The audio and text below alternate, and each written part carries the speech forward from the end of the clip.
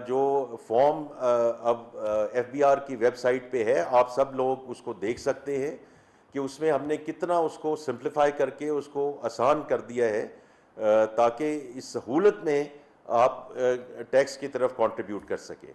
But one thing I want to be very clear, this is not going to be taken back, because अगर हमने ये किया तो बाकी जो तबकात हैं जो इस वक्त वो नाला हैं वो और मुश्किल में चले जाएंगे.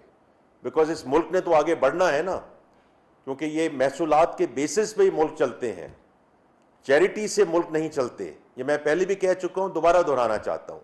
तो इसलिए मेरी बड़ी गुजारिश है सबसे, ख़ास तौर पे मेरे जो होलसेलर्स, डिस्ट्रीब्यूटर्स, रिटेलर्स जो मेरे भाई बहन हैं, कि इसमें हमारी आप मदद कीजिए और हम ये पूरा जो टैक्स है ये हमें इस साइड पे लेकर जाना पड़ेगा. आखिरी जो मैं बात करना चाहता हूँ टैक्स के सिलसिले में, जो हम डिजिटलाइजेशन कर रहे हैं, जो हम इन्फोर्समेंट कर रहे हैं, वो इंशाल्लाह उसके आप जो उसके इम्पैक्ट है वो आप इंशाल्लाह सितंबर में देखना शुरू कर देंगे. और एक और चीज़ मैं बात कहना चाहता हूँ कि देखिए ये बड़ा आसान होता है, क्योंकि अखबारों में ये आया, which is a statement of fact, because FBR ने पे ये बात की है और उन्होंने एक्चुअली प्रेस रिलीज़ की है कि हम 98 बिलियन से शॉर्ट हैं. अब इसका दूसरी साइड पे देखिए कि बड़ी आसान चीज़ होती है कि कुछ चीज़ें रोक लें, कुछ चीज़ें सुस्त रफ्तार कर दें, एट्सेट्रा. वो हम ना करना चाहते हैं, ना करेंगे, because 132 billion rupees of refunds have been paid to the exporters.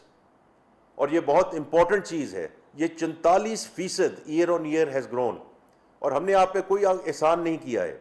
This is your money, this had to be return to you, ताकि आपकी जो लिक्विडिटी के इश्यूज हैं वो इस वक्त आप इससे बर्दाश्त हो चुके और इससे आप मुस्तफ़ीद हो सके.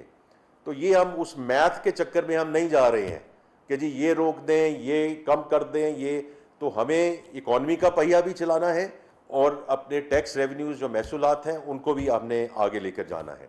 आखिरी चीज़ जो मैं बात करना चाहता हूँ इज़ अराउंड राइट साइजिंग, क्योंकि उस कमेटी को मैं चेयर करता हूँ, प्राइम मिनिस्टर उसको ओवरसी करते हैं, कैबिनेट में हम उसको लेकर जाते हैं. तो मैं बड़ी क्लियरली ये बात करना चाहता हूँ, we are very very clear that the size of the federal government will come down, but उसका एक मेथड है, उसका एक तरीक़ाकार है. 6 मिनिस्ट्रीज़ को हम लेकर गए हैं, उसमें आप सब अखबारों में पढ़ चुके हैं कि 2 मिनिस्ट्रीज़ उसमें से जिम हो रही हैं. जब वो जिम हो रही हैं तो बाय डेफिनेशन ग्रेड 22 के जो अफसरान हैं उनमें कमी होगी. जो 17 से 22 के अफसरान हैं जो उसके एडमिनिस्ट्रेटिव विंग्स चलाते हैं, जब ये जिम होंगी तो जाहिर बात है उनका नंबर जो है वो कम होगा. ये तो एक बात करना चाहता हूँ. दूसरा ये है कि बाकी हमने सिर्फ ये मिनिस्ट्रीज की बात नहीं है, जो ऑटोनमस बॉडीज़ हैं उनके नीचे जितनी एंटिटीज़ हैं उन सबको हम वन बाय वन सुन रहे हैं. बिकॉज देखिए ये बड़ी इंपॉर्टेंट चीज़ है कि सुनवाई हर एक की होनी चाहिए कि why should they have the right to exist, what have they contributed to the country's economy. ये यूनिलैटरल डिस्कशन नहीं होनी चाहिए. तो हमने उनको सुना, उसके मुताबिक जितने डिपार्टमेंट्स बंद करने हैं वो हम बंद कर रहे हैं, जितने एंटिटीज़ को हमने क्लोज करना है वो क्लोज कर रहे हैं, जो डिवॉल्व करना है वो डिवॉल्व कर रहे हैं. लेकिन ये सिर्फ अनाउंसमेंट्स की बात नहीं होती कि मैं आज कोई चीज़ अनाउंस कर दूं, प्राइम मिनिस्टर साहब कुछ अनाउंस कर दें. अब उसके बाद नेक्स्ट फेज में आते इम्प्लीमेंटेशन प्लान्स. मैं प्राइवेट सेक्टर से आया हूँ, तो प्राइवेट सेक्टर में और बाकी भी हर जगह यही चीज़ होती है कि 95% of the strategy is execution. इतनी हम बड़ी बड़ी बातें करके और आगे निकल जाएं, तो हमने कहा कि जी 2 हफ्ते के अंदर अंदर हमें इम्प्लीमेंटेशन प्लान चाहिए. इम्प्लीमेंटेशन प्लान का मतलब क्या है? पीपल, रिसोर्सेज, जो उसके जो कोई लिटिगेशन में मामलात हैं, कोई एसेट्स उनके अंडर एडमिनिस्ट्रेशन है, कोई